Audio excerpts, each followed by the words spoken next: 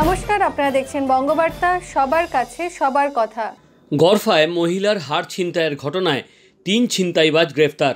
আজ লালবাজারে সাংবাদিক সম্মেলনে নগরপাল মনোজ ভার্মা দাবি করেন ওই ৩ জনের বিরুদ্ধে আরও ৮টি মামলা রয়েছে, আগেও তারা গ্রেফতার হয়েছিল।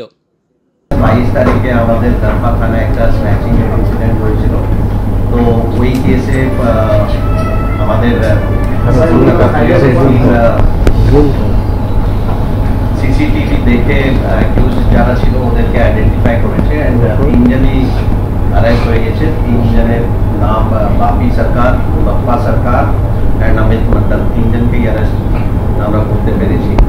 অ্যান্ড ওদের প্রিভিয়াস ব্যাকগ্রাউন্ডও আছে, প্রিভিয়াস ক্রাইম আমরা দেখছিলাম, প্রিভিয়াস অনেক কেসে অনেকবার আগে অ্যারেস্ট হয়েছে। Bureau report, Bangabarta.